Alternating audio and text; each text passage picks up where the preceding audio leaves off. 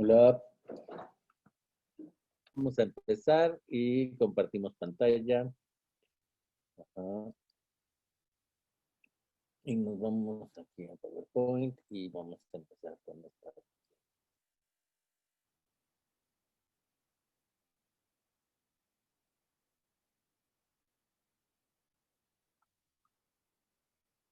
Bueno, hoy vamos a empezar con la espectrometría de masas, ¿sí? La espectrometría de masas, esta es una presentación de un profesor de la Universidad de California, pero me gusta mucho porque está bastante interesante. Entonces, ¿qué hace la espectrometría de masas? La hace un espectrómetro de masas, ¿sí? Y entonces vamos a analizar la palabra masa y la palabra espectrómetro. ¿Qué quiere decir? Primero vamos a ver qué quiere decir espectrómetro. ¿Quién quiere decirme su interpretación a espectrómetro? Yo. Sí. Es, pues, espectro es de, obviamente, del espectro y metro es medición, ¿no? O sea, mide los espectros. Ajá, exactamente, mide los espectros, pero ¿qué es un espectro? O sea, no puedes definir algo con Es, una palabra. el espectro no es la luz que se refleja cuando le pega una molécula, refleja otra onda, bueno, más bien otra amplitud de onda, ¿no? Otra amplitud de onda, pues no exactamente. Oh, O ni sea, modo, primer intento. sí fue buen intento, no está mal, o sea, no está mal, pero no exactamente. O sea, el espectro, así como tú lo ves, es exactamente, exclusivamente de luz.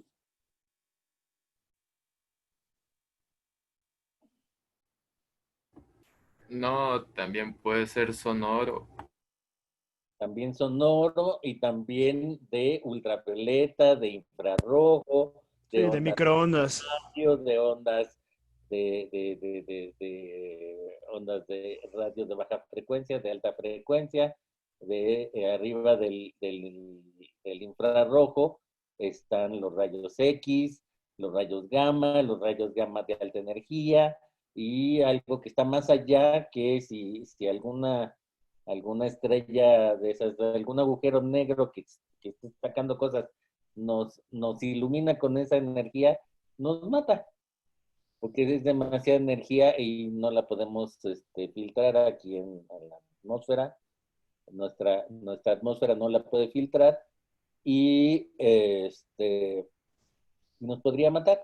Entonces, el espectro electromagnético es una espectro, el espectro electromagnético es la colección de energías que viajan por el universo.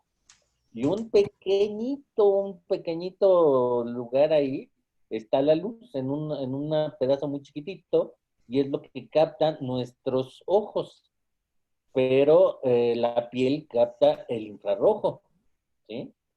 Y con el ultravioleta no lo sentimos, pero nos quemamos. Ajá. Con luz ultravioleta no sentimos la quemada, pero después vemos que estamos quemados, ¿sí? Pero ¿por qué espectro también se le da el nombre a un fantasma? Porque la definición de espectro en latín es imagen, Ajá. ¿no? No es por eso. Pero en definición concreta ya la encontré. El espectro es una condición que no está limitada específicamente a un valor de valores dados, pero más bien que puede cambiar sin pasos dentro de un continuo. Entonces es un continuo de cosas, un espectro es un continuo de cosas. Ajá.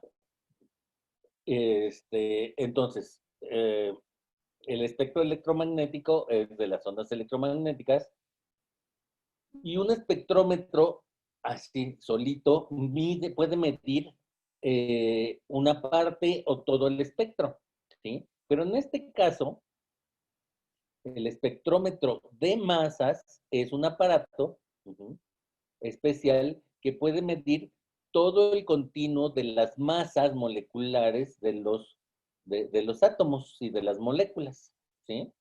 Entonces, mide la masa mejor que cualquier otra técnica con la técnica de la espectrometría de masas. Es la única que, de acuerdo a su eficiencia y a y a lo eficiente que sea el espectro, nos puede dar hasta con detalles de hasta una o menos de una unidad de masa atómica, ¿sí? Entonces, como nos puede dar esta información, el espectro de masas, de la masa exacta de una molécula, entonces también nos puede dar información acerca de su estructura química. ¿Por qué? Pues porque si tenemos una molécula que sea C6H12O6, pues seguro es una hexosa. Todas tienen la misma masa molecular, pero de acuerdo a cómo estén puestos los OH, si hacia arriba, hacia abajo, en alfa, en beta, y si están izquierdas o derechas, pues tenemos glucosa, manosa, y todas las demás hexosas, ¿sí? Además, puede ser que sea aldohexosa o cetohexosa, y de todas maneras es C6H12O6. Están reacomodados los átomos.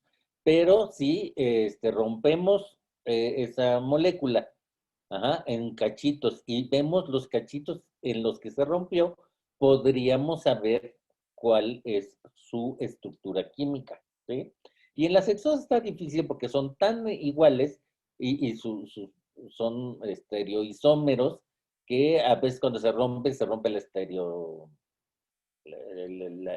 la, la isomerización y todos tienen los mismos componentes, pero la mayoría de los compuestos orgánicos tienen una fragmentación muy precisa y a partir de los fragmentos que se generan de una estructura química, si conocemos exactamente su masa molecular y los fragmentos a los que da lugar, entonces podemos postular una estructura química.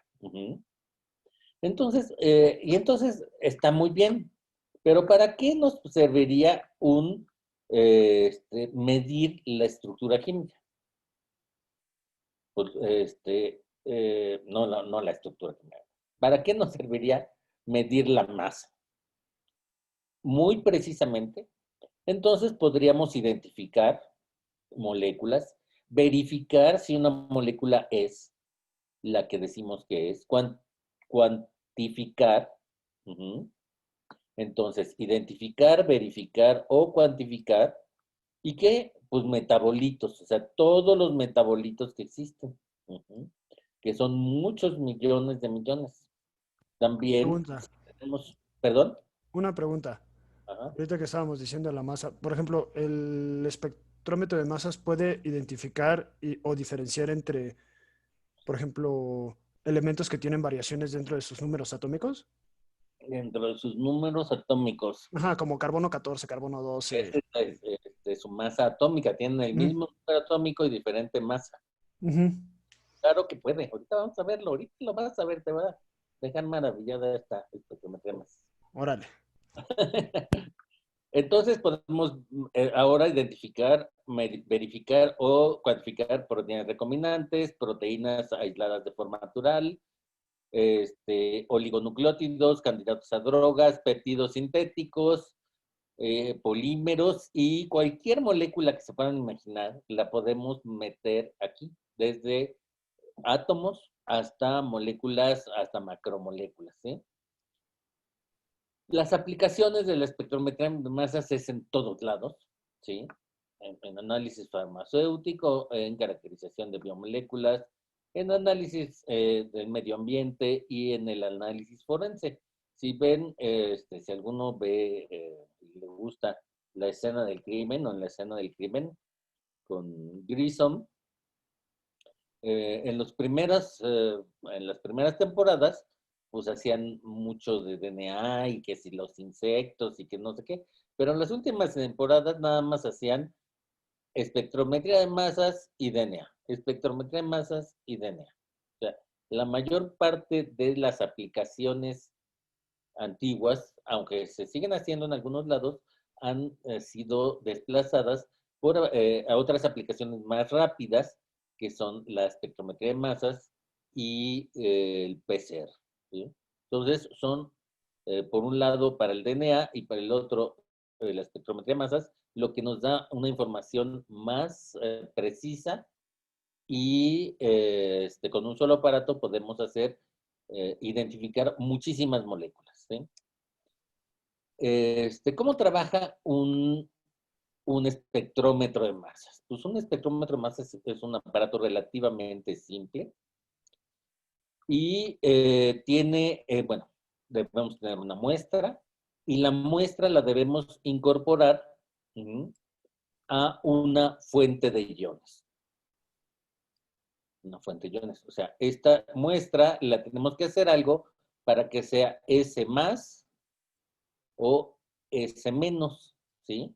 O sea, que sea un ion positivo o un ion negativo. ¿Por qué? Pues porque la espectrometría de masas se basa en que una vez que la molécula esté ionizada, se empuja con una fuerza igual todos los iones y se pasan a la siguiente fase, que es el analizador de masas, que separa los iones por su relación carga-masa. O sea, no nada más es por su masa, sino por la relación carga-masa. Porque si tengo una cosa que pese 10 con una carga, el empujón que yo le doy, pues es igual al que tenga la misma carga, la misma masa de 10, pero con 2 cargas, ¿sí? Entonces, el empujón yo lo doy igual, ¿sí? Les aplico una fuerza igual, pero el que tiene 2 cargas reacciona más, más rápido y agarra más velocidad que el que nada más tenía una carga. ¿Por qué? Pues porque yo le doy un empujón con carga igual, ¿sí? Tengo que, si es iones positivos, le pongo aquí una cosa de carga positiva igual, y entonces los estoy empujando hacia enfrente. Pero el que tiene 2 cargas positivas siente más el rechazo de las cargas positivas y se va más rápido que el otro. Los de cargas negativas son atraídos por las cargas positivas, entonces tenemos que tener solamente generar un solo tipo de iones, ya sea trabajar en modo positivo o negativo, y aplicar la fuerza con en esta zona, ajá, para que los iones salgan volando hacia el analizador, donde de alguna manera los vamos a separar en chicos que salen primero, medianos en medio, grandes se retrasan, pero algo que pesa 10 y tiene 2 cargas positivas, va a viajar igual que lo que pesa 5 y tiene una carga positiva, ¿sí? Este tiene 2 positivas. Y entonces la relación masa entre carga de las dos es igual a 5. 10 entre 2 a 5 y 5 entre 1 a 5. Entonces, esta es la relación masa entre carga. Y después de que se separan, llega a un detector y la máquina nos presenta un espectro de masa, que es la información de cuántos iones con qué relación masa-carga aparecieron en el detector. ¿Sí? Entonces, el diagrama de bloques de un espectrómetro de masas es un poco más complejo. Tenemos la entrada, que es donde metemos nuestra muestra, o el lugar donde vamos a inyectar la muestra, o donde vamos a colocar la muestra, porque se puede poner en gas, en líquido o en sólido. Ahí, de las tres maneras se puede poner una muestra, y entonces esto es la entrada, que va a variar. Después la fuente de iones, después el analizador de masas, el detector, y el detector va a terminar en un sistema de datos que es una computadora, ¿no? Estos tres, la fuente de iones, el analizador de masas y el detector, deben estar al alto vacío. Uh-huh. ¿Alguien se imagina por qué deben estar al alto vacío? ¿No jalar aire? ¿Perdón? Para no, o sea, para que no tenga aire la muestra. Ah, pues claro, pero justamente, ¿para qué no queremos que... O sea, ¿ves cómo... O sea, contestas, pero no con la respuesta, sino diciendo, pues es que necesitamos alto vacío para que no haya aire. Ahora, ¿para qué necesitamos que no haya aire? No se marca el aire dentro de la masa, o sea, del espectrómetro. El aire tiene ¿qué? Un montón de cosas, hasta CO2 y No entre otras cosas. CO2, oxígeno, nitrógeno, pero si no pasaron por la fuente de iones, no están ionizados. Entonces, no están caminando. O sea, lo que está aquí caminando es los iones que se formaron aquí y se aventaron hacia el analizador de masas y después el detector. Pues que tiene que haya un poquito de aire. El aire ni es nada. O sea, ¿tú sientes el aire? No, ¿Sientes el no. aire? Sí, pues sí lo sientes, pero solamente cuando lo empujas fuerte, si no, pues casi no se siente. Lo damos por sentado que ahí está el aire. Sí, Entonces, sí.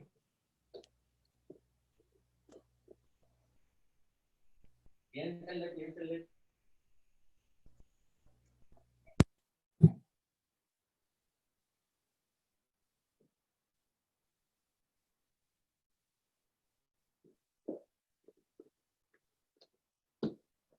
Perdón que me fui, pero ni me vieron, ¿verdad? Fui por tantita agua.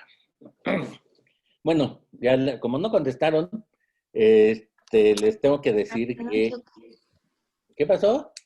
para que no choquen los electrones. No, no son electrones, son iones. Ah, ya. Exactamente. Si tenemos iones que empujamos hacia enfrente, pues son moléculas, ¿sí? Que pueden ser chicas, medianas o grandes, pero van a estar ahí y van a estar chocando contra las moléculas de aire que no se están moviendo y chocan y chocan y chocan y les quitan velocidad y entonces ya no vamos a tener, o sea, va a haber fricción, se van a calentar y se van a detener antes de que lleguen al detector. Entonces vamos a tener una pérdida de iones en el camino. Para no perder esos iones, exactamente, Vane, tienes razón, se les quita para que no choquen. En algunos analizadores de masa, que es se quiere que se fragmenten esos iones.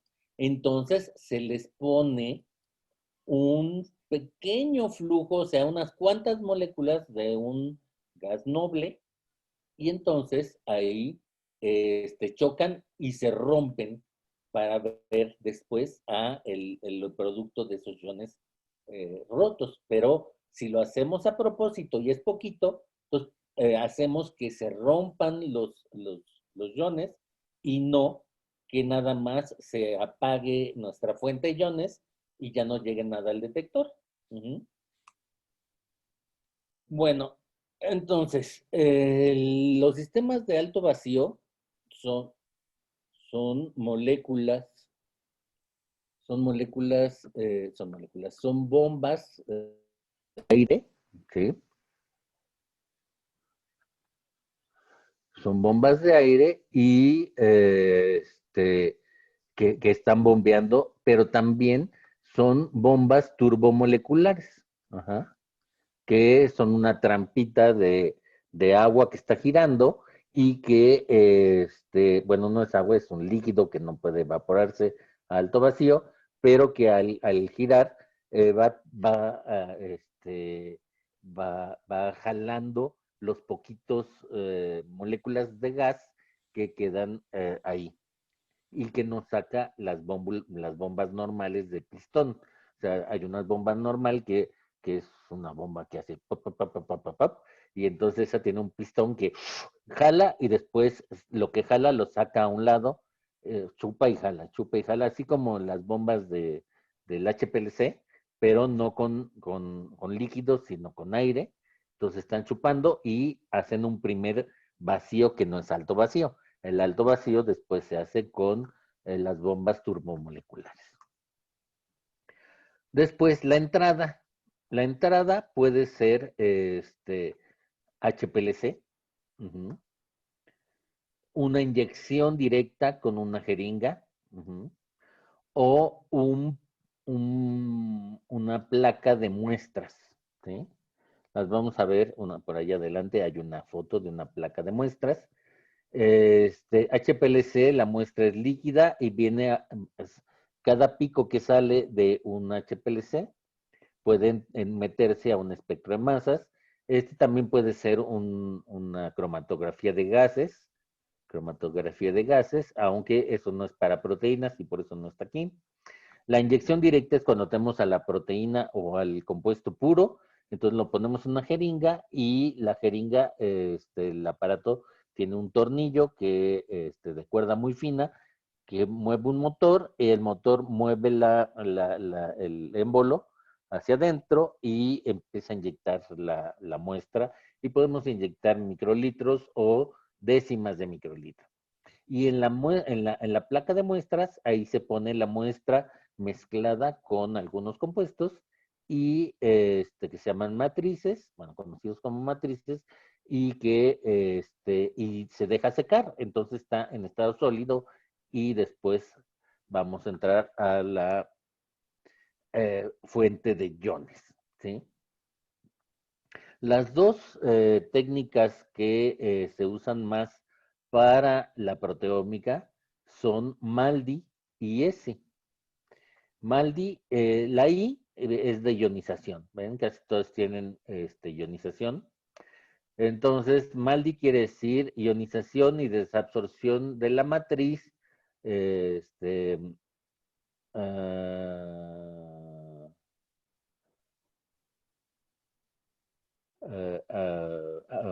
se llama? Sobre una matriz. Ionización y desabsorción de la matriz. No. Ahorita vemos que es Maldi. Ya estoy medio Maldi. Matrix, es Matrix asistida, Laser Disruption Ionization, ¿sí? Entonces, es la ionización y desabsorción por láser, asistida por una matriz. Ionización y desabsorción por un láser asistida por una matriz. ESI quiere decir Electrospray Ionization.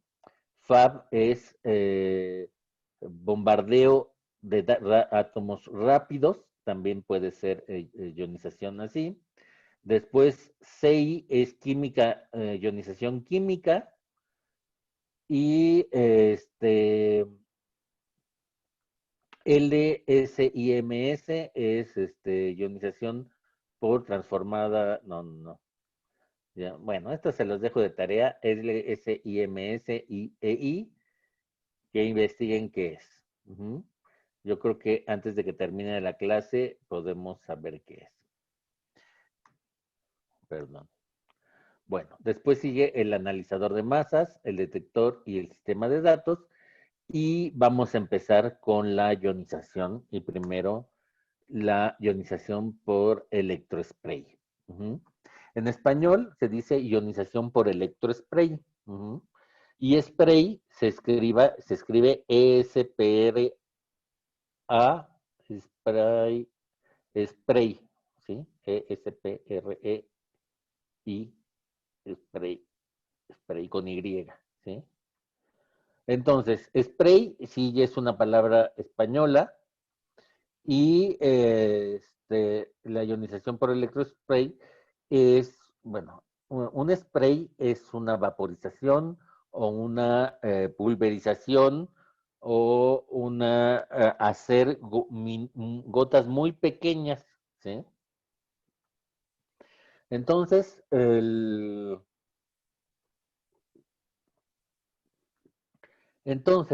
lo que se hace es que la muestra entra por un tubo muy delgadito, que tiene un hoyo muy delgadito, y que, bueno, como está el líquido presionado para que pase por aquí, pues tiene una cierta presión y al final este hoyito es muy pequeño. Y este hoyito, un hoyito pequeño, se le conoce como una esprea. Y la esprea genera spray, o sea, gotitas, ¿sí? Por fuera de este primer tubo hay un segundo tubo. El primero puede ser de plástico o de vidrio. El de afuera es de metal. Ujú. Entonces, este segundo tubo de metal que cubre al primero tiene una ligera, un ligero flujo de nitrógeno, que es bastante, un gas inerte, ajá, que entra por aquí y pasa por fuera, pero aparte se le aplica alto voltaje de aproximadamente 4000 voltios, ¿sí? O sea, 4000 voltios. Si estamos en modo positivo, estos son menos 4000 voltios, o sea, está el polo negativo, y si estamos en modo negativo es más 4000 voltios, ¿sí?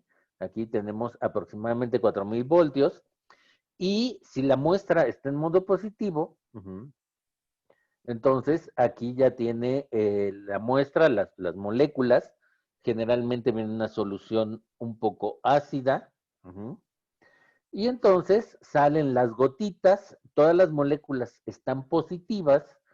Como están positivas, con el flujo de nitrógeno se va evaporando el solvente, las moléculas positivas se acercan más, parece que hay una repulsión muy fuerte, explotan estas gotitas hasta que dejan las moléculas individuales con carga positiva. Y entonces, esta carga que tenemos en el tubo de afuera es lo que impulsa a los iones a seguir adelante. Aquí no tenemos vacío, en esta zona hay vacío parcial y aquí hay unas cosas que, que solamente dejan pasar a los iones y están haciendo vacío y de este lado ya está el vacío, ¿sí? Vacío, vacío. Los iones que salen del electrospray pueden tener una carga, dos cargas, tres cargas o más, ¿sí? Dependiendo del tamaño de la molécula. Las moléculas pequeñas generalmente tienen una carga, dos o tres cargas, pero una proteína de 16 kilodaltones puede tener hasta 16,000, no, hasta 16 o 18 cargas positivas. ¿Preguntas? No. Sí, Todo bien. todo bien. Entonces, pasamos a MALDI. Matrix Assisted Laser Desorption Ionization. Ionización y desorpción por láser asistido por la matriz, según algunos, y otra posible traducción es desorpción y ionización de la matriz, o sea, la matriz absorbió a nuestros compuestos, entonces lo estamos desadsorbiendo y ionizando, asistido por láser, ¿sí? Pero bueno, entonces, es como ustedes quieran, pero ionización y desadsorción por el láser asistido por una matriz. Entonces, ¿qué pasa aquí? Tenemos que en esta cosa, bueno, esta cosa gris que está aquí, es una placa de acero inoxidable, ajá, rica en tungsteno, no en tungsteno, no, en titanio. Es una mezcla de fierro y titanio inoxidable y con carbono, que está así. Puede ser como bueno, depende del aparato, pero pueden ser hasta como del tamaño de una plaquita de micropozos, si conocen esas plaquitas de 96 micropozos, pero es plana y solamente tiene las rueditas grabadas encima. Entonces, en esas rueditas se pone la muestra, ajá, mezclada con la matriz. La matriz es estas cosas negras y adelante está una diapositiva con los nombres de la matriz, de los nombres químicos de la matriz, ¿sí? Ahorita, con que sepan que está la matriz aquí, mezclada con nuestra muestra, se deposita, ¿sí? Se deposita, se hace bueno, en líquido. La matriz sí es soluble, pero no tanto. Entonces, es como una suspensión con nuestra muestra. Se ponen ahí algunos microlitros, entre 10 y 15 microlitros, o hasta 100 microlitros. Y entonces se deja secar y se hace esto ahí encima, ¿sí? Como un precipitado. Hay varias maneras de hacer esto. Hay unos que ponen matriz, después la muestra y después más matriz. Algunos ponen la muestra, le dejan secar, después de encima ponen la matriz. A mí me gusta mezclar matriz con muestra, y a veces poner más matriz y después encima más matriz con muestra, porque la matriz es lo que va a proteger a la muestra. Entonces, el láser, tenemos aquí el láser, y el láser va a disparar, ajá, 1, 2 o más tiros sobre esta mezcla, y la que va a capturar la energía del láser es la matriz. Se va a calentar, va a ser como una pequeña explosión y va a salir la matriz, ajá, que es una molécula que al final va a perder su carga porque se la va a pasar a nuestra muestra, ¿sí? Entonces, gran cantidad de la matriz no se ioniza, hace que se ionice nuestra muestra y la placa va a estar a más o menos 20,000 voltios, ¿sí? Entonces, ese es el empujón que va a mandar a los iones positivos hacia adelante.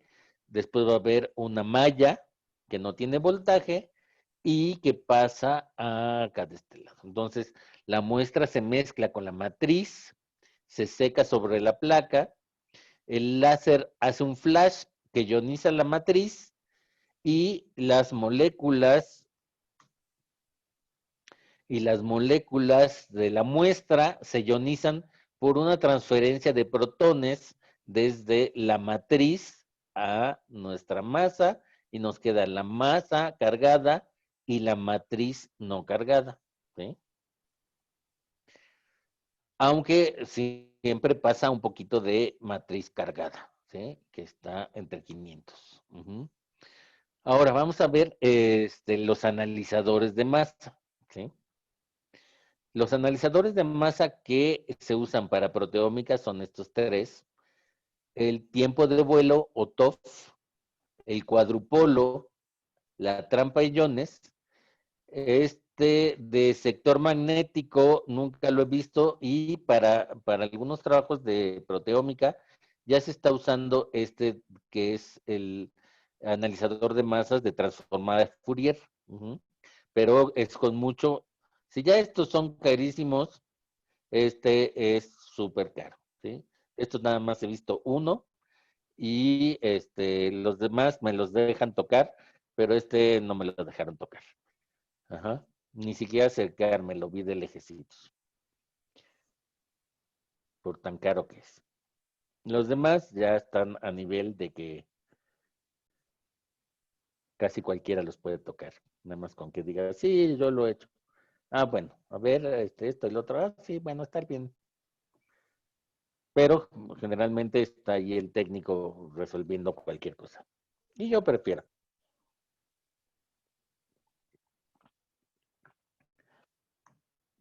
Entonces,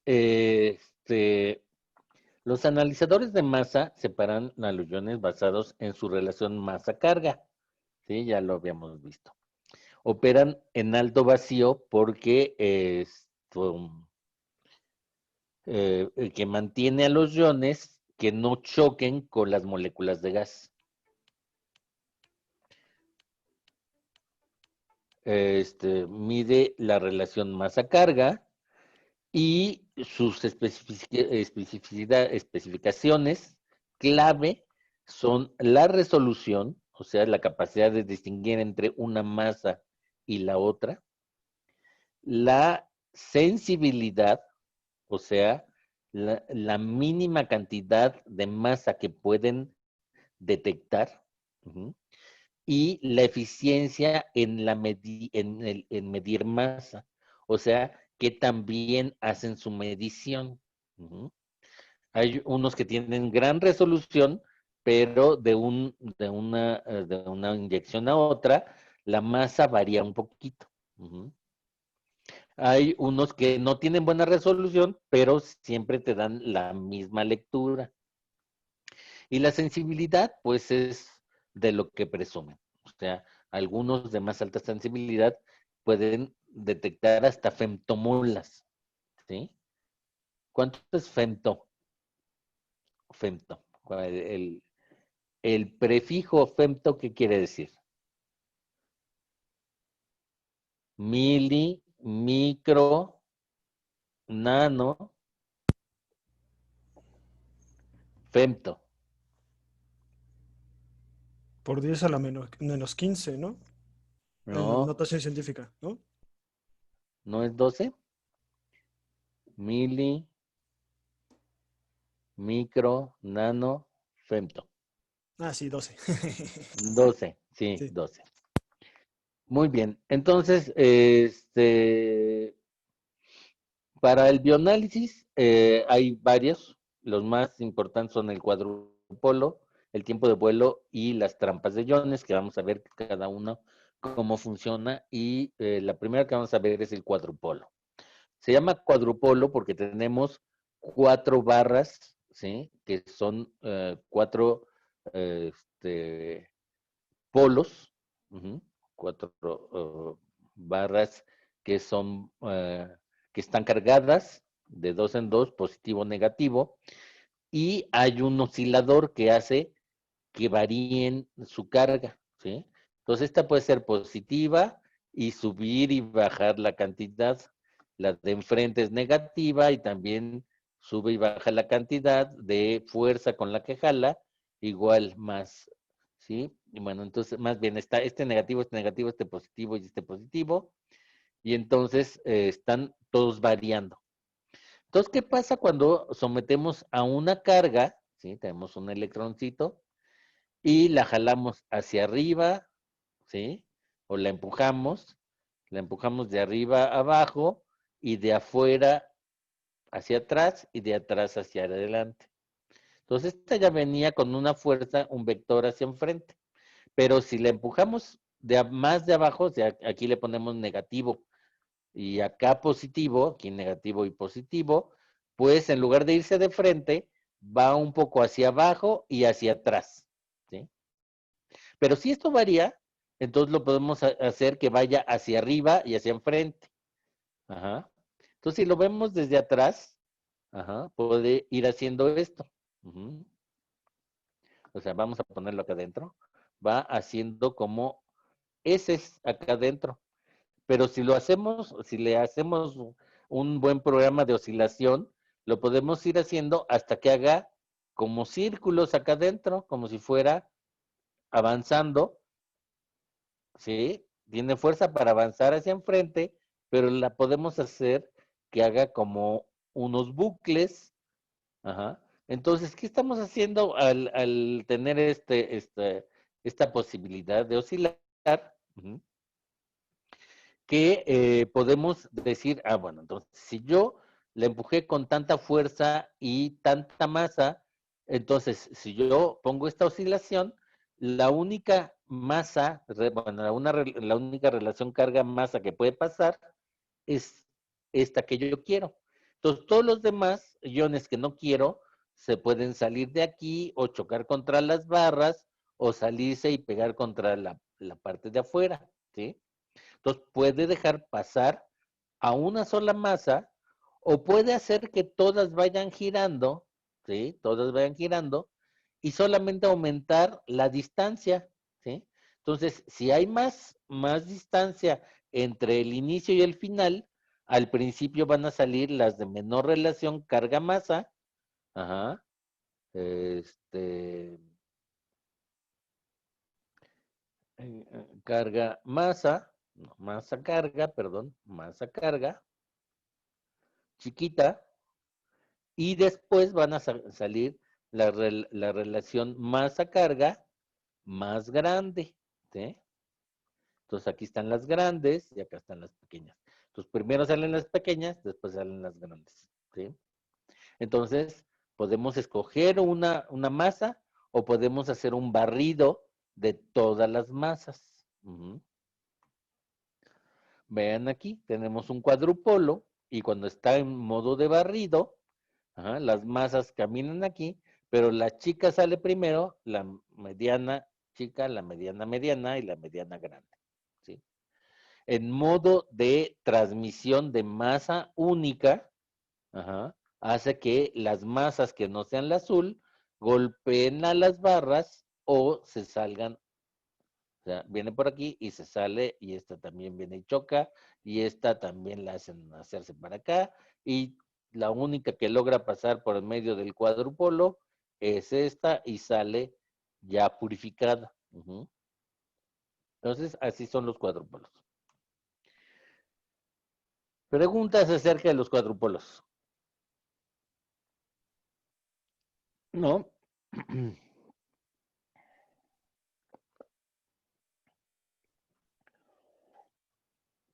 En los cuadrupolos se siguen llamando cuadrupolos Q o Q, ujú, aunque ahora ya son hexapolos, ujú,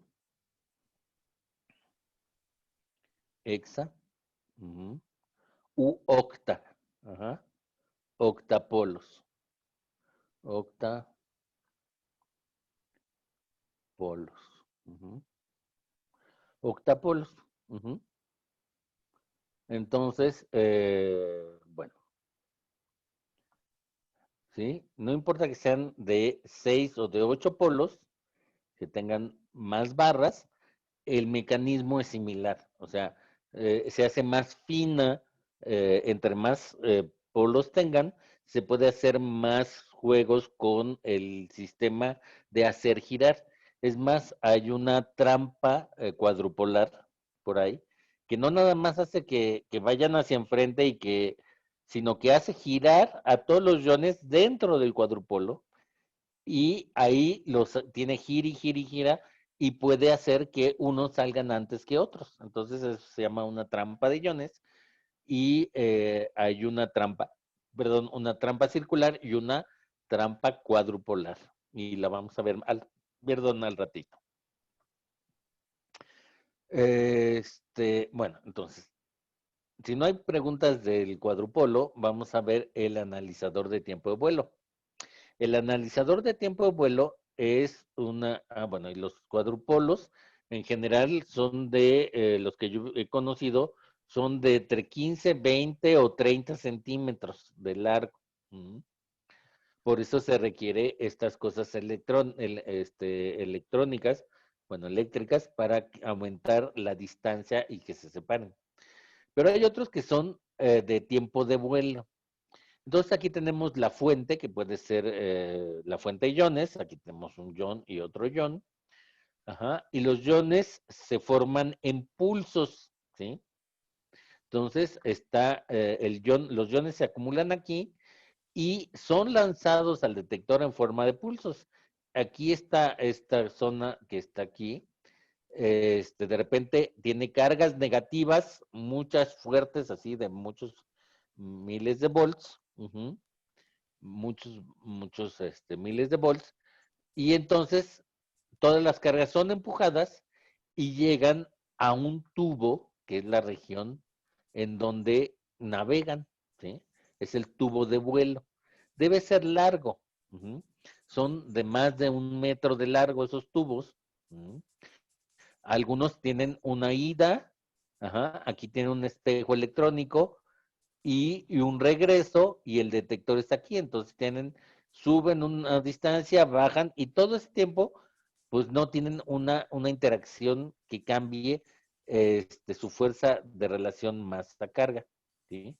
Entonces, derivan, o sea, vuelan en esa región y llegan al detector. Entonces, los iones se forman en pulsos, la región de deriva está libre, es completamente libre, y lo que se mide aquí es el tiempo en que los iones llegan al detector. Los iones pequeños llegan al detector antes que los grandes. Pero esto es, otra vez, es la relación masa-carga. O sea, los iones pequeños o los iones que tienen la misma relación masa-carga llegan antes. En el caso del MALDI, MALDI genera casi una gran cantidad de iones con una sola carga. Entonces, por eso aquí se dice que los iones pequeños, porque todos más o menos concluimos que tengan una sola carga, pero en realidad pueden tener más cargas. Ahorita lo vamos a ver. Bueno, esta es una pregunta acerca del tiempo de vuelo. No. ¿No? Bueno, trampa de iones. Esta es una trampa de iones cortada y vista por el lado. Entonces aquí hay bueno, esta parte de aquí es la entrada, o más bien la entrada es por aquí abajo, y este es como una dona. Entonces entra aquí y esta zona pues es un multipolo que hacen que aquí se genera un campo electromagnético y pone a girar a los iones aquí, y puede sacarlos en el momento que la computadora decida, y los saca y los mete a otro lado, ¿sí? Entonces, visto desde arriba, los iones entran y empiezan a girar. Entran de abajo, salen por arriba, y en este giro que hacen, se van separando por la relación carga-masa, y después se pueden sacar de ahí y se van analizando uno por uno. Entonces, lo bueno de estos trampas de iones es que tenemos ahí los iones organizados y los podemos analizar y reanalizar. Aunque los que manejan trampa de iones me dicen que para alcanzar un buen manejo de la trampa de iones, a veces se requiere mucho tiempo de aprendizaje. El MALDI es más fácil y los cuadrupolos son más fáciles de domar que la trampa de iones, aunque la trampa de iones, una vez que está domada, pues parece que da más resultados. Los detectores son placas de microcanales que son electromultiplicadores, o pueden ser híbridos con fotomultiplicador. De eso no vamos a ver mucho. Nada más les voy a decir que una microplaca, las microplacas son plaquitas paradas, ¿sí? Con una ligera inclinación, con con una diferencia potencial eléctrico de -1000 a -100 volts, ¿sí? Entonces, cuando el ion llega y golpea la placa, o sea, aquí tiene -1000, pues, o sea, llegando, pega y libera un electrón que le pega a la parte de atrás de otra placa, que pega aquí y libera 3 electrones, y entonces así va multiplicando el número de electrones, o de fotones que puede sacar, o sea, a veces si son fotomultiplicador, en lugar de un electrón saca un fotón y ese fotón pega y saca 3 fotones, o algunas son híbridas que sacan electrones y después los electrones sacan fotones. Entonces, eso genera al final una corriente eléctrica y es proporcional al número de iones que chocaron aquí. Entonces, pues la detección siempre es proporcional, pero no sabemos exactamente o, cuántos iones hay, sino nos da una abundancia relativa. ¿Sí? Nos dice hay muchos y les pone un número, pero ese número no es absoluto, sino relativo. O sea, no, algunas veces es difícil, bueno, más bien tenemos que especificar que lo que vamos a ver en los espectros sí son eventos, pero los eventos no son números absolutos, ¿sí? Y no lo podemos transformar en números absolutos, nunca. Nunca vamos a saber exactamente cuántos iones llegaron, ajá, pero sí podemos saber que aquí llegó el doble de iones que en la otra. Después, el sistema de datos, ajá, puede ser, generalmente es una PC normal con Windows, pero hay algunas máquinas que trabajan con una estación SON, ujú, que ya son viejas, o una estación DEC, que son otros sistemas operativos. Este Sun Spark era una compañía que compró IBM y DEC, no sé de quién sea y no conozco la, la ¿cómo se llama? No conozco ninguna estación DEC. Ajá. Las son y utilizan Linux o Unix y si pueden aprender algo de Unix sería bien, aunque sea los comandos básicos para que puedan instalar programas.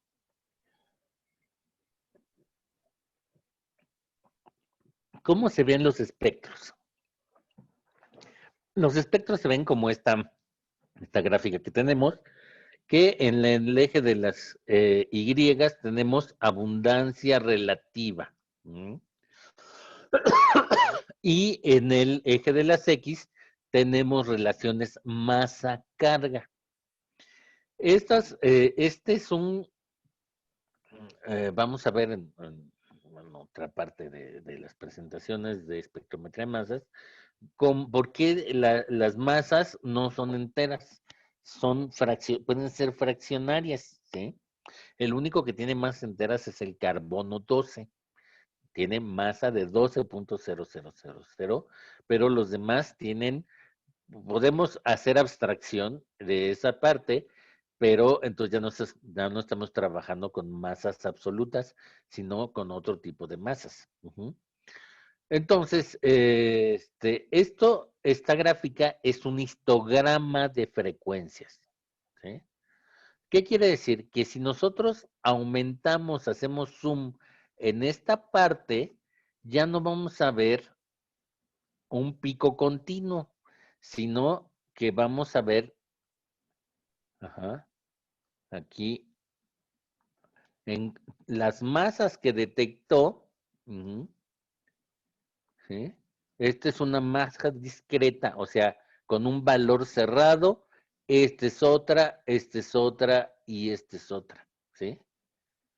Entonces son masas, ajá, con valores cerrados, pero que cuando las vemos desde lejos, vemos un pico, ajá, pero está diciendo aquí que tenemos una masa media y tenemos masas a izquierda y a derecha que se parecen mucho a la primera, pero no son idénticas, ¿sí? Estamos viendo una distribución de frecuencias, por eso es la abundancia relativa y este es cuántas veces apareció esta masa, cuántas esta, y al final, ¿sí? Si lo vemos así, y esto lo vemos desde lejos, entonces vemos este piquito que se ve aquí. Bueno, entonces, este es un espectro Malditov, que es bastante sencillo, de una IgG, ajá, de una inmunoglobulina G.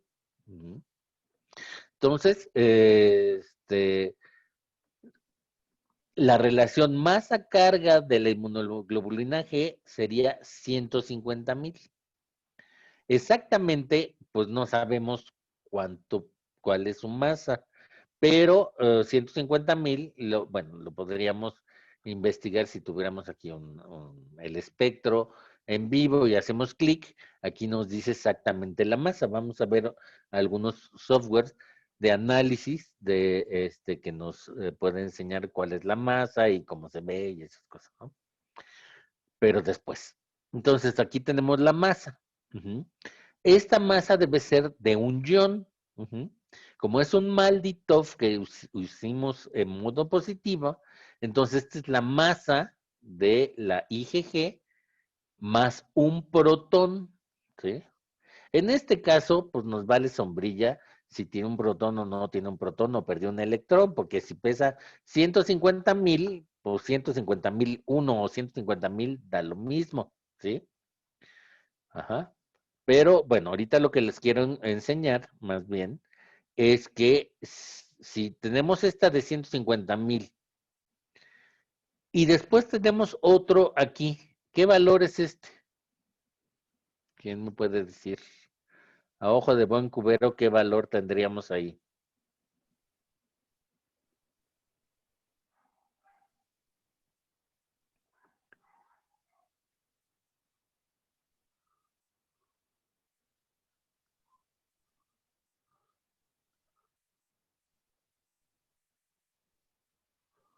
A ver, Karen. Yo le calculo como unos 75,000. Exactamente, Karen. ¿Por qué no levantas la mano y dices 75,000? Sean así, cuando yo pregunte algo, aviéntense todos a contestar, no sean así. ¿La ves como si sabías? Y dices, sí sabía, pero como me dice esto, ya menos voy a contestar porque después me hace que me apene. También ya no te digo nada. No te dije nada, Karencita, pero contesta, ándale, no seas malita. ¿Sí? Entonces, aquí está 75,000. ¿Cuánto es con respecto a este? 150,000.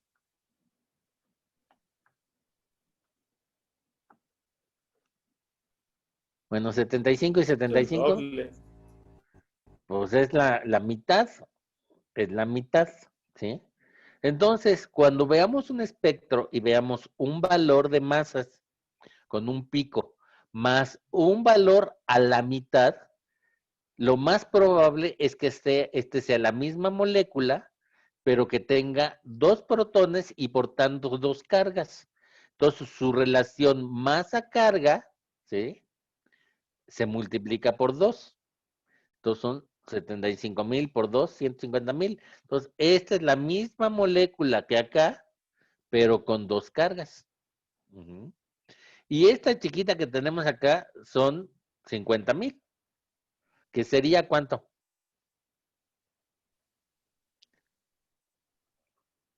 5 por 3, 15. O sea, 50,000 por 3 son 150,000. Entonces, esta chiquita correspondería a la misma masa de la IgG con 3 protones y por tanto 3 cargas positivas. Entonces, es una, digamos, corroboración de que la masa de nuestra IgG está alrededor de 150,000 y tenemos la corroboración que vemos un pico de la mitad de la masa y podemos decir que es con dos cargas y otro pico con un tercio de la masa y podemos decir que es de 3 cargas, ¿sí? ¿Ok? Entonces, los espectros Malditov no son tan complejos de moléculas, de moléculas, de proteínas completas o de un solo compuesto, no son tan complejos de análisis, ¿sí? Tenemos que ver qué masa, qué relación masa-carga tenemos en nuestro histograma de frecuencias y buscar si ese pico mayoritario tiene un pico a la mitad o a la tercera parte, ¿sí? Y entonces podemos decir, pues sí, miren, esta es la masa con una carga, la masa con 2 y la masa con 3, queda bien definido que tenemos una proteína y muy pura, porque de los demás tenemos otros picos por ahí, pero no se repiten así tan exactamente, ¿sí? Sí, tenemos aquí un piquito chiquito y otros aquí. Ajá. Pero nuestra proteína está prácticamente pura. Ahora, este es un espectro ESI, ajá, o sea, de electrospray, de una proteína mucho más pequeñita, que es el tripsinógeno, cuyo peso molecular es 23.983. Y queremos saber qué representan estos números, ¿sí? O sea, el espectro nos dio una relación masa-carga de 14.411, 1.499, 1.599, 1.714, 1.845, 1.999 y 2.181. ¿Cómo le hacemos para saber si esto representa al tripsinógeno? ¿Y cómo le podríamos saber si no supiéramos su masa?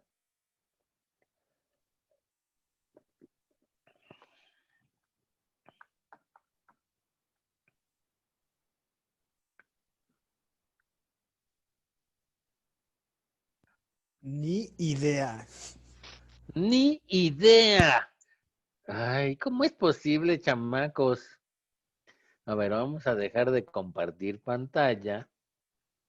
Y por aquí había algo que era compartir. La pizarra. A ver, vamos a ver. ¿Qué es la pizarra?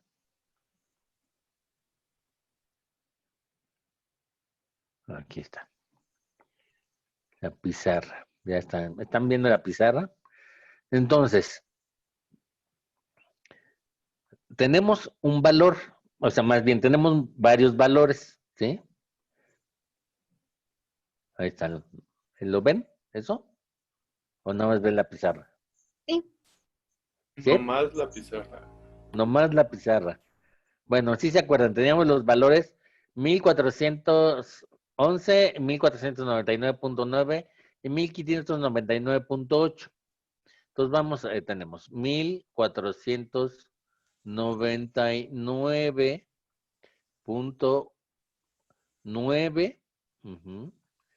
y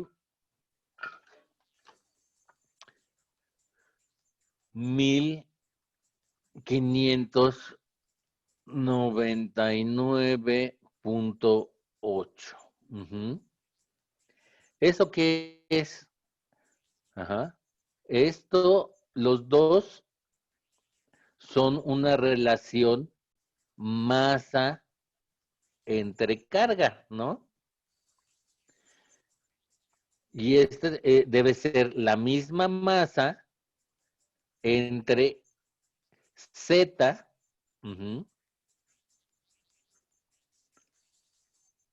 ajá, menos 1. O sea, este es Z y este sería Z menos 1, ¿o no? ¿Sí? Entonces, ¿qué tenemos ahí? Dos ecuaciones con dos incógnitas, ¿o no?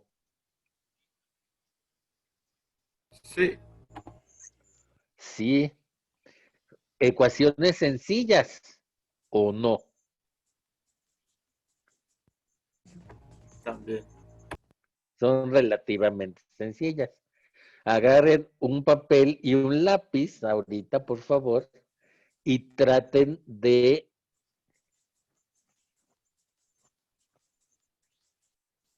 de ver cómo resolvemos este sistema de dos ecuaciones con dos incógnitas. ¿Cuál sería lo más fácil? Yo les sugiero despejar M. Ajá. Entonces, M es igual a 1499.9 por Z. Y M también es igual a 1599.8 por Z menos 1, ¿no? Y después igualar esa, o sea, como la masa es la misma, igualamos las dos. Ajá. Z por 1499.9. Z por 1499.9 es igual a 1599.8 por Z menos 1.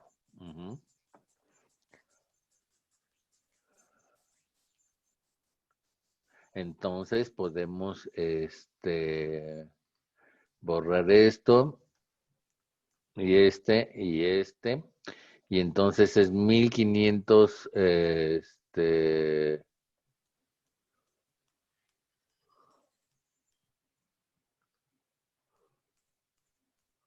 ¿dónde está el lápiz?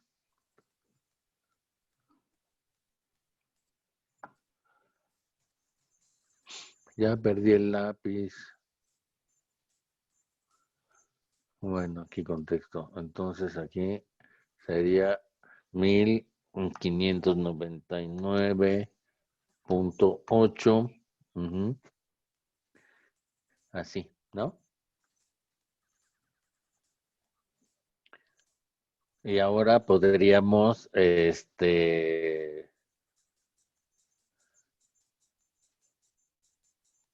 o sea, pasar este 1599.8 de este lado sumando y Z por 1499.9 del otro lado restando, hacer la resta.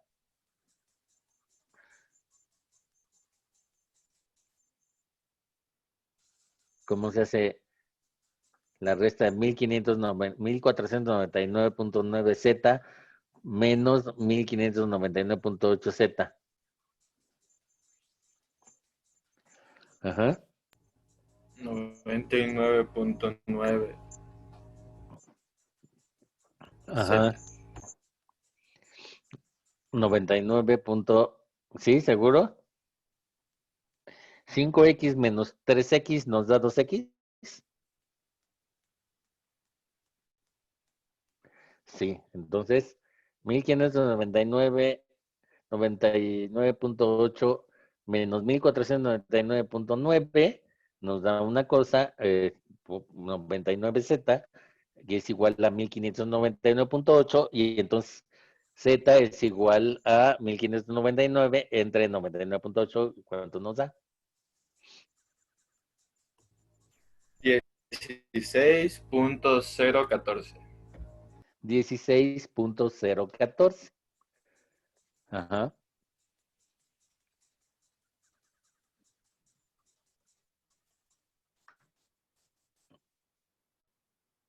Entonces,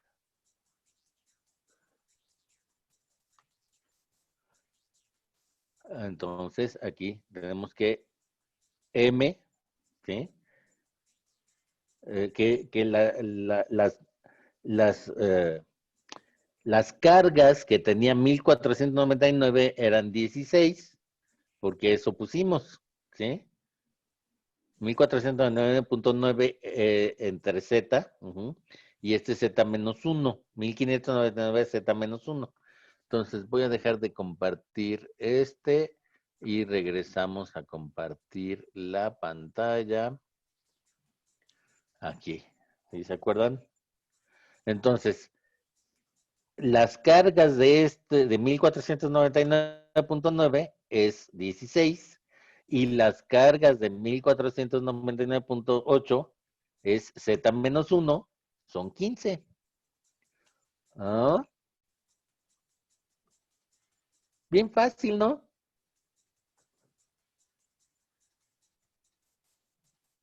O sea, ya tenemos dos masas, estamos relacionando relaciones masa-carga, que la masa es igual, ajá, y la carga es diferente. Pero con ese sistema de dos ecuaciones, ya podemos sacar pues todos los demás. Y todos los demás serían exactamente iguales. Y la masa, sí, la masa la podríamos sacar igual. Uh-huh. Pero al revés. Uh-huh. O sea, si ya sacamos la carga, también podríamos sacar la masa y nos saldría muy parecida a esta. ¿Sí? Tal vez le tendríamos que después nos saldría 23,999. Ajá, 23,999, porque le tendríamos que quitar las 16 o los 15 o los 14, dependiendo qué número usemos, eso no saldría. ¿Sí? Entonces, ya ven por qué tendríamos que poner atención a las matemáticas sencillas. Dos sistemas de ecuación con dos incógnitas se pueden resolver. Y esto que parecía muy complicado, ¿cómo fue? Sencillo. Sencillo. No, bueno, fue sencillo, ya me lo sabía. Pero bueno, preguntas de esto. ¿Todos siguieron la situación? Sí. Yo tengo una pregunta. Sí. Por ejemplo, en el caso, digo, es un caso imaginario, ¿no? Pero en el caso de Uh-huh. que yo tenga, por ejemplo, un, un histograma bien complejo, una lectura de espectro bien compleja, ¿no? Que no sea tan, Sí. en caso de que tenga dos masas, por ejemplo, diferentes. En esa Ajá. situación, más o menos, ¿cómo lo resuelvo? No, pues eso vamos a ver. O sea, este es un espectro, o sea, estos dos son ejemplos sencillos Ok, de proteínas, bueno, de moléculas puras que estamos viendo en los espectros, para que se vayan asociando, viendo aquí. La mayoría de los análisis de espectrometría de masas los hacen softwares que son bastante complejos ok. y que vamos a ver cómo se hacen, pero ahorita estamos aquí en esto de algo sencillo y que para que no les cuenten, pues sí, si les enseñan algo parecido, dicen, mira aquí, pues de aquí podemos sacar la masa y las cargas. ¿Cómo? Pues así, tac, tac, tac, tac, tac, en 3 patadas sacan y dicen, órale, tal vez no sepa mucho espectrometría de masas, pero piensa. Y al que piensa le dan la chamba. Ok. ¿Sí? Sí. Entonces tienen que estar listos en eso y por eso digo que platiquen y que comenten y que pregunten. ¿Sí? Bueno, muy bien.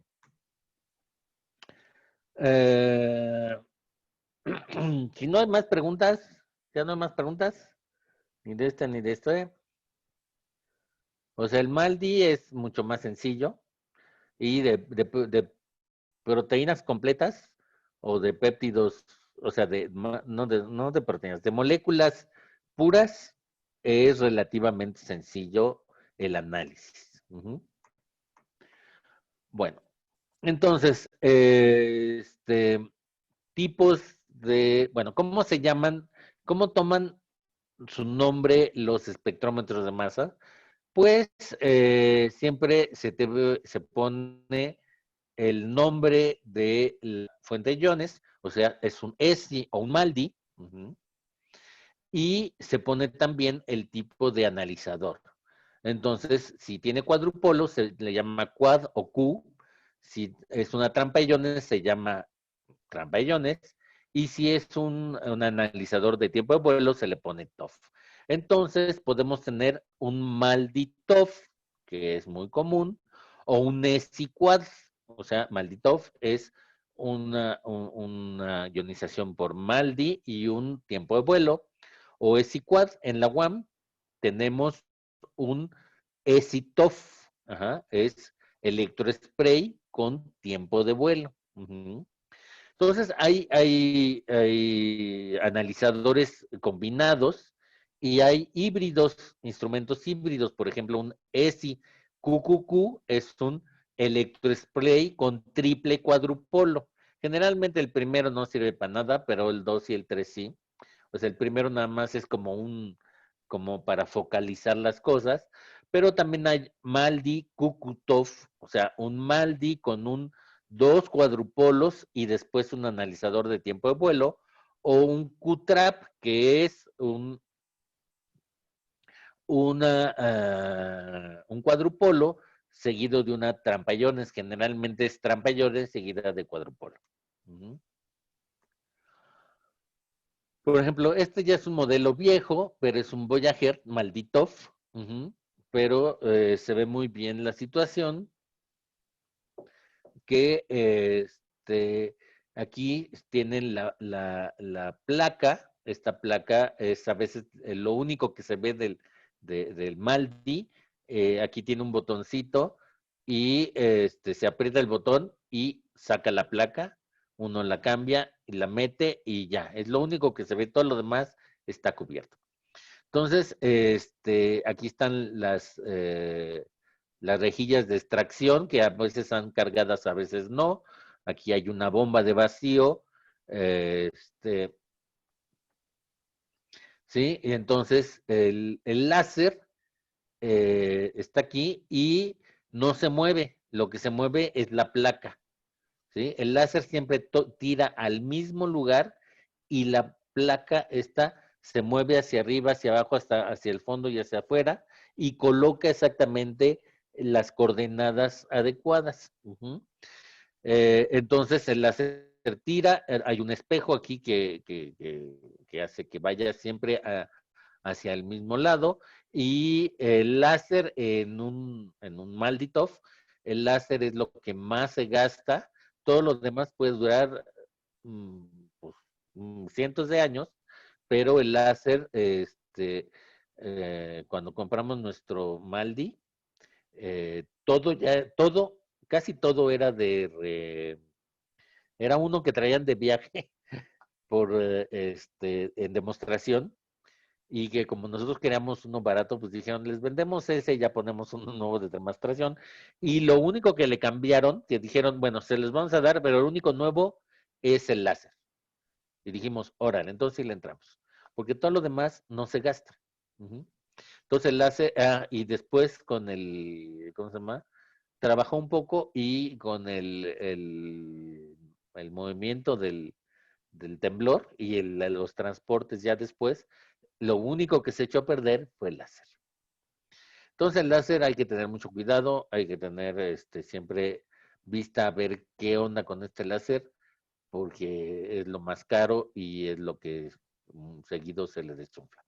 Entonces, debe tener una cámara para que veamos en la computadora que está, cómo se mueve esto y que está apuntando a la muestra que queremos y que no se está equivocando. Entonces el láser tira, los iones salen, atraviesan las rejillas, son focalizados por esta entradita, y el láser, los iones empiezan a correr, ya es una parte del tiempo de vuelo. Aquí hay un detector un detector que nota cuando pasan los iones, y aquí hay dos detectores. El detector lineal, ¿sí? Que esto puede pasar, sistema lineal, y se detecta aquí. Y para aumentar la resolución, entonces aquí vienen y se prende el reflector. Esto los hace dar la vuelta y pegar en este segundo detector, ¿sí? El detector del reflector. Entonces aumenta a bastante el tiempo de vuelo, y entonces logra que se logren separar hasta, podemos ver diferencias entre entre uno y, bueno, entre un solo, una unidad de masa atómica, ¿sí? Un Dalton, bueno, o fracciones. Ajá. Entonces, este es un Q-star que es más nuevo, y este es un ESI Kukutov, que puede cambiar a Maldi Kukutov, ¿sí? O sea, puede tener una fuente de ionización ESI o una MALDI, dependiendo, entonces aquí la muestra tiene un sistema, dependiendo del que sea, entra, manda los iones, aquí son focalizados con el primer cuadrupolo, ajá. Después hay un cuadrupolo, un filtro de cuadrupolo ultraestable, que este está hecho para pasar, bueno, pasa primero todas las masas, detecta todas las masas y después puede seleccionar una masa con mucha eficiencia, ajá, una masa, pasa a el segundo cuadrupolo, que es una celda de colisión donde entra un poquitito de gas y se hace golpear a los iones, a los iones que pasaron aquí con una masa, y después todos esos iones, tanto los originales como los fragmentados, pasan a la parte de tiempo de vuelo, y aquí van pues, horizontalmente, y aquí hay un acelerador que hace que se curven y los acelera hacia abajo. Aquí hay los acelera hacia abajo. Hay un espejo de iones, que es un electroimán, y los manda hacia el detector. Entonces, no tiene lineal, ¿sí? Que sería aquí, sino es aquí todo esto y todo eso. Entonces, tiene un tiempo efectivo bueno, más bien una distancia de vuelo de 2,5 metros con este sistema TOF, ¿sí? Así se imaginarán que caro es, pero sí está caro.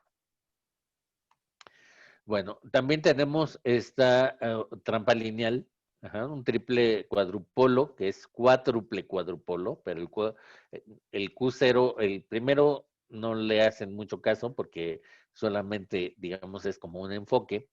Entonces le llaman triple cuadrupolo. Aquí tenemos el Q1, la celda de fragmentación, y el Q3, que es la trampa de iones cuadrupolar, que son, aunque son cuadrupolos, aquí se hace girar a los iones y después ya se mandan al detector que está luego aquí, ¿sí?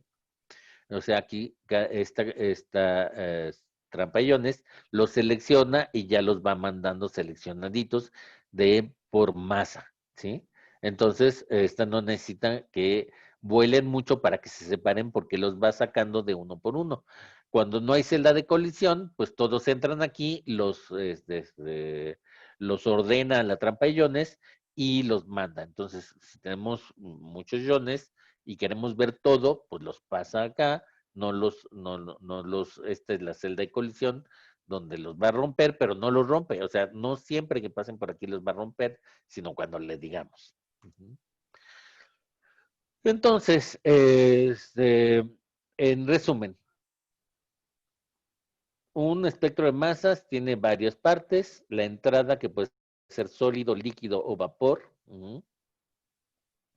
Después tenemos una fuente de iones en donde las moléculas se cambian a iones y son enviadas al analizador de masas, en donde puede filtrarse y escoger una sola masa, o, o separar las masas y mandarlas al detector todas para que sepamos qué familia de masas tenemos. Y después la detección, donde detecta iones, es transformada después enviada a la computadora y transformada en un espectro de masas, ¿sí? Y eso es lo que vamos a analizar. ¿Preguntas?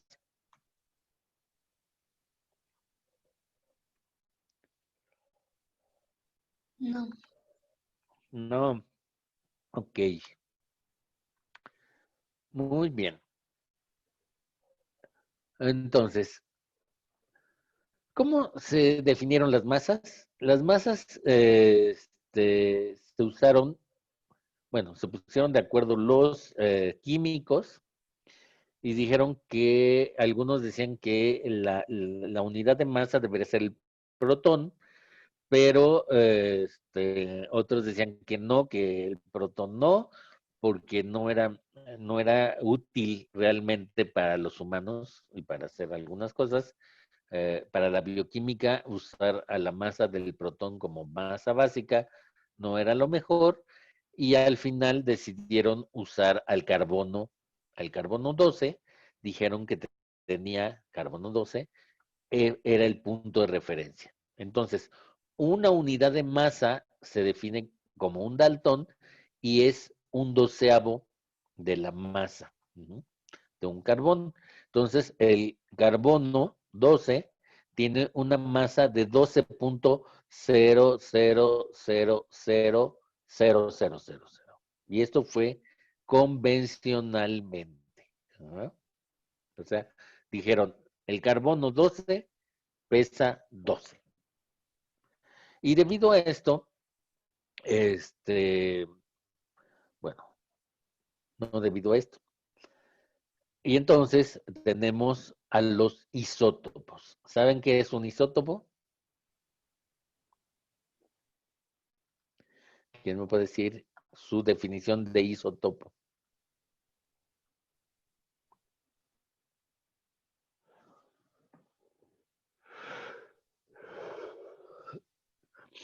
Alondra, a ver, ¿tú sabes qué es un isótopo?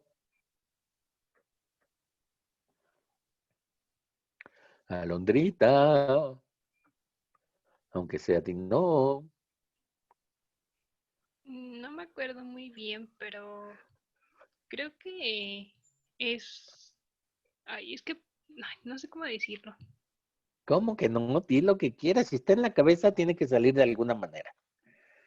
O sea, es como un átomo que tiene el mismo no, perdón, el mismo número atómico. Número atómico, pero diferente. Cantidad de neutrones. Masa. Ajá. Y esta diferencia en la masa se debe a que tiene más neutrones, ¿sí? Bueno. ¿Pero por qué se llaman isótopos? ¿Son las mismas ratas pero revolcadas?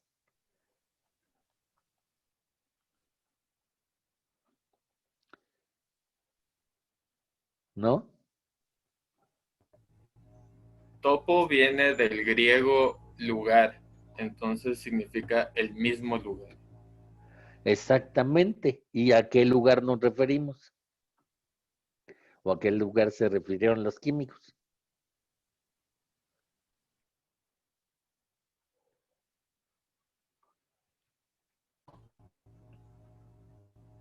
A que, a que ocupan el mismo lugar en la tabla periódica. Exactamente. Ocupan el mismo lugar en la tabla periódica, ¿sí? Por eso se llaman isótopos. Están en la misma casilla. Entonces, todo el carbón está en la casilla del carbono, pero dentro de esa casilla vive el carbono 12, el carbono 13, el carbono 14. Dentro de la casilla del hidrógeno está el hidrógeno con un protón, el hidrógeno con un protón y un electrón que se llama deuterio, y el hidrógeno con un protón y dos neutrones que se llama tritio. Todos los, o sea, todos los isótopos son estables o son radiactivos. O todos son Radioactivos, ¿no? radiactivos. ¿Eh? Radiactivos. Radioactivos, todos son. Sí, porque están como inestables, ¿no? No están. Están como inestables. ¿Cómo que están como inestables? A ver, Fernando, cuéntanos. Todos los isótopos son radiactivos. Pues según yo sí. Bueno, o sea, la mayoría. Sí, según yo sí. Porque, Sí, pues porque tendrían que tener la misma. Tendrían que estar neutros de algún modo. neutros, no. O sea, están neutros. Tienen un neutrón de más. Entonces pesan más, pero no todos los isótopos son radiactivos. O sea, no todos los isótopos son inestables. Los isótopos de los grandes metales como del uranio tienen muchos isótopos radiactivos y hasta el uranio que es el mayoritario tiene cierto grado de radiactividad. Pero para lo que se llama uranio enriquecido, es enriquecido en isótopos inestables y por eso se le bombardea con neutrones o con núcleos de helio para que entre esos neutrones y lo vuelvan inestable. Y cuando entra un núcleo de helio con cuando entran los dos protones, además de los neutrones, así se hicieron los demás, los elementos que han descubierto o inventado o fabricado que no estaban en la tabla periódica, que son súper pesados, ¿sí? Con más protones y neutrones. Pero no todos los isótopos son inestables, sino la mayoría de los elementos tienen al menos un isótopo estable. Ujú. Algunos tienen dos. Por ejemplo, el carbono, ajá, tiene el carbono 12 es completamente estable y el carbono 13 también. Solamente el carbono 14 es radioactivo. Ajá. Y el carbono 13, ajá, en este caso es 1.1% de todos los átomos de carbono, o sea, es el 1%.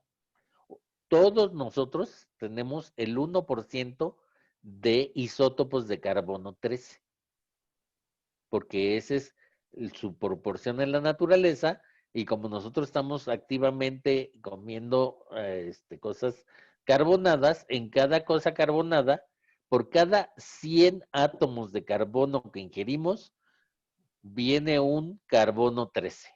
Ajá. Híjole, qué cosas, ¿verdad?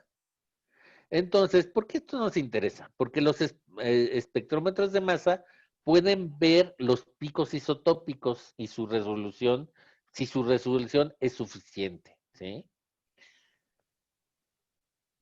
Entonces, cuando un espectro de masa tiene resolución tan alta que puede resolver isótopos, más eficiencia tiene para nosotros, ¿sí? Entonces, aquí tenemos la masa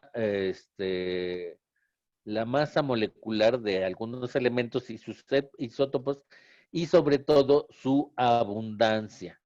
Entonces, tenemos que el hidrógeno tiene el protón, el deuterio, y vean cómo es 99.9 de abundancia el hidrógeno, el isótopo 1.0078, vean cómo no pesa 1, sino 1.0000078.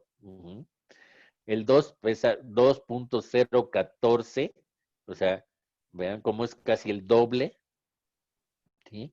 Estos 0.078, pues son por lo que tenemos masas fraccionarias. Ajá. Pero pues este es 0.015% nada más. El carbono es 1%.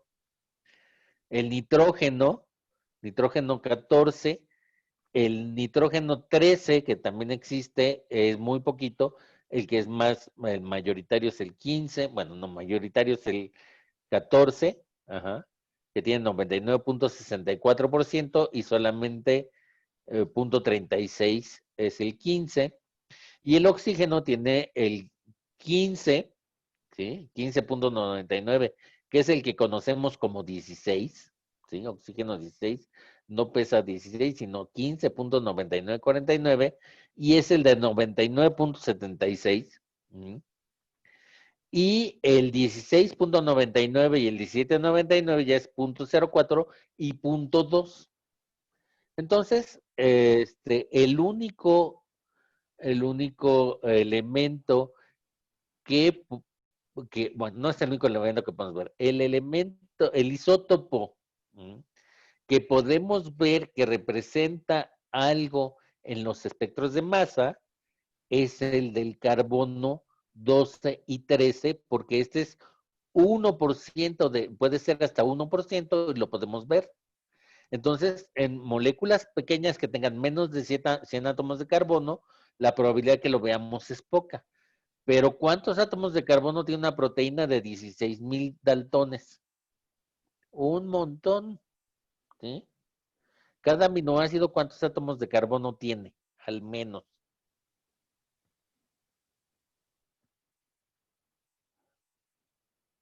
Uno del COH, uno del carbono alfa.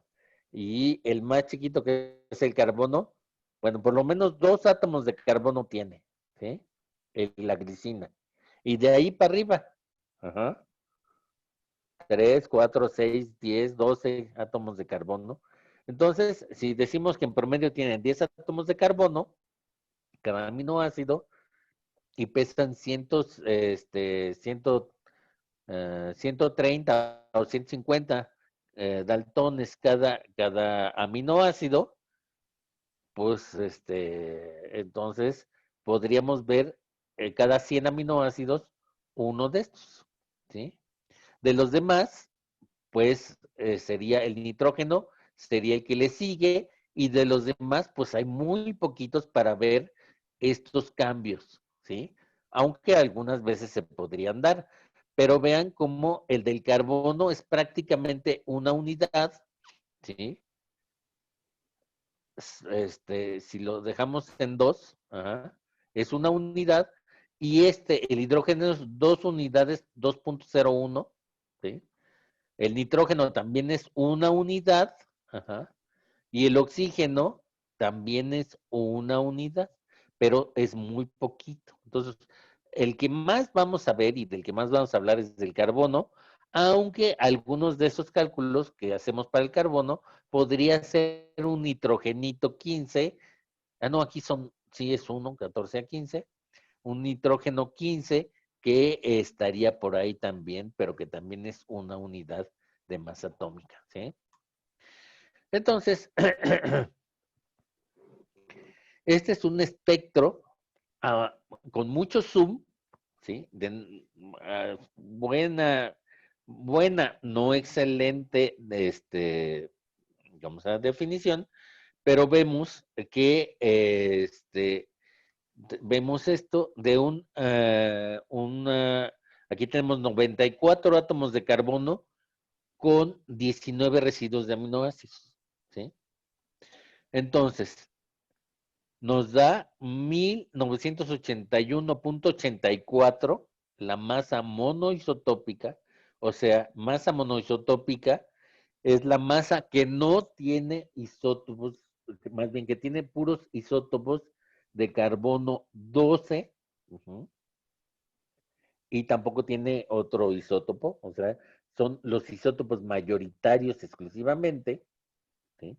Cuando sube exactamente una unidad de masa atómica, 1981.84, 1982.84, podemos postular que tiene 3 átomos de carbono, y cuando tiene 2 unidades arriba, tiene 2 átomos de carbono, ¿sí? 1983.84, y si vemos sería 1984.84, tendría 3 átomos de carbono, ¿sí? Entonces vean, entonces la masa monoisotópica siempre es la menos pesada, y en moléculas pequeñas siempre es la más grande. Entre más grande sea la molécula, por ejemplo, este es un péptido más grande, de 207 átomos de carbono. Entonces, la primera, ¿sí? La más pesada, es la monoisotópica. Esta sigue siendo la monoisotópica, con un átomo de carbono, son 4.360.45, 4.361.45, y así sucesivamente, pero ya esta tiene un átomo de carbono 13, un carbono 13, esta tiene dos carbonos 13, esta 3, 4, 5, 6, 7. Entonces, a este tipo de gráficas MZ, donde los picos varían en una unidad de masa atómica, un pico más de siguiente el otro, cada pico varía en una unidad de masa atómica, se le llama una distribución isotópica. En español, distribución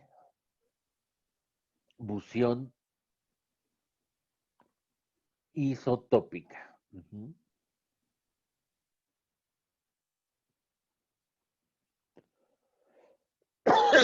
Distribución isotópica. Y por último, vemos esta otra, que es la distribución isotópica de la insulina, que ya es una proteína más grande. Y entonces aquí vemos la monoisotópica, la tenemos aquí abajito, ya es muy pequeña, pero siempre es la más pesada. Digo, sí, la que está más a la izquierda, y después tenemos una de carbono con un carbono 13, 2, y la mayoritaria tiene 3 átomos de carbono 13, ¿sí? 2 y 3. Entonces, ya para moléculas grandes, ya no se usa la masa monoisotópica, sino se usa la masa promedio, ¿sí?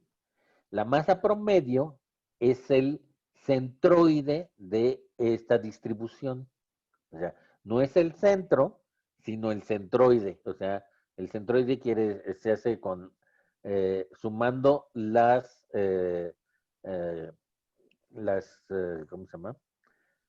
Las áreas bajo la curva y haciendo una proporción porcentual, y entonces nos dice, pues el centroide está por acá o por acá, dependiendo de cuál sea la distribución de esto. Entonces el centroide no es ni la masa mayoritaria, ni el centro geométrico, sino haciendo una proporción de todos los picos, ¿sí? Y eso, pues, no lo vamos a tener que calcular. Generalmente esto ya se ve para moléculas gigantes, pues ya no se hace, o sea, para proteínas no se hace. Lo podemos hacer para péptidos y sobre todo para fragmentos peptídicos para ver las masas exactas y trabajar con masas monoisotópicas, ¿sí? Monoisotópicas, que es más fácil.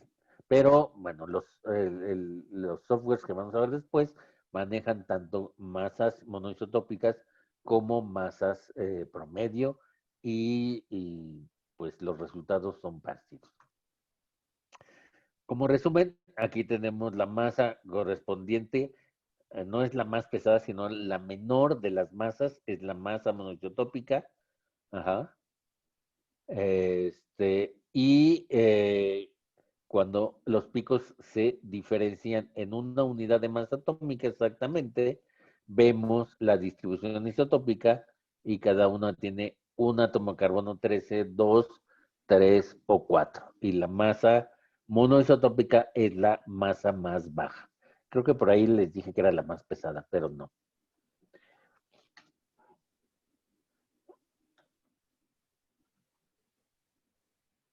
Muy bien.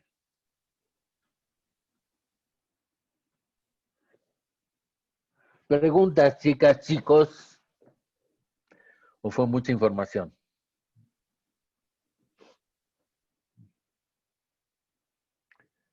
Cada vez da más información y no nos deja pensar. Pues pregunten para que yo disminuya mi ritmo.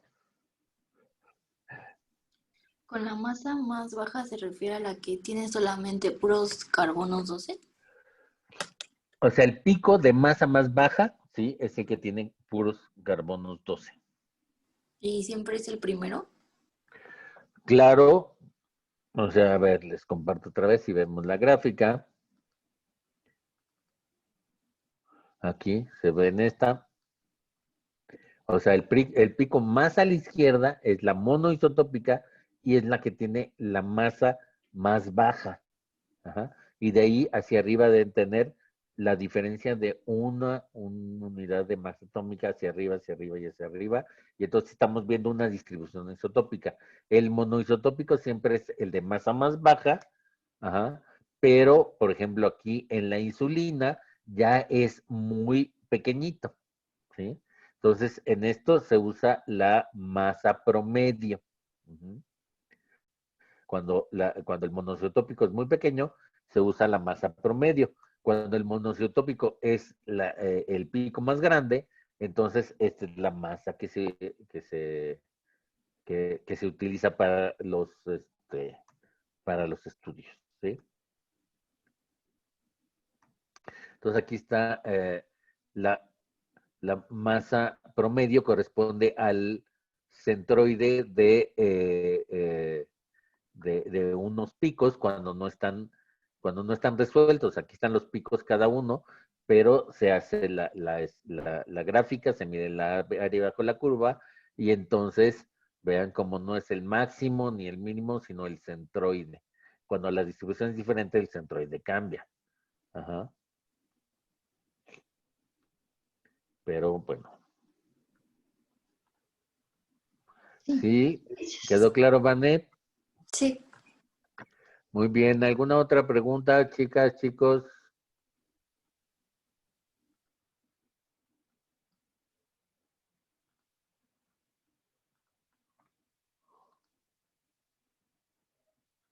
No, no hay más. Ya nada más quedaron 10. Híjole, se van corriendo a su otra clase. Todavía no dan ni las 5, ya están en la otra clase. Bueno, si no hay más preguntas, nos vemos mañana, chicas, chicos. Mañana hacemos ejercicios, un ejercicio de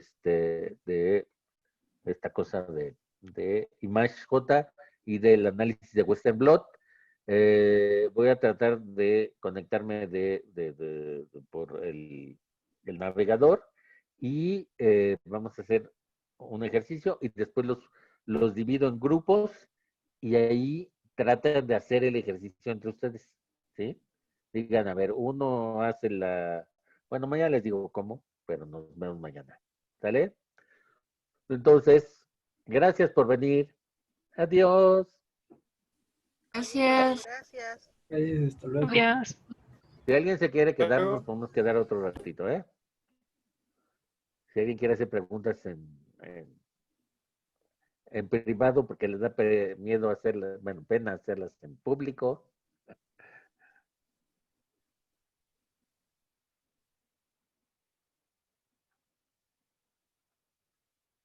¿Sale? ¿No? Bueno, sale. Adiós.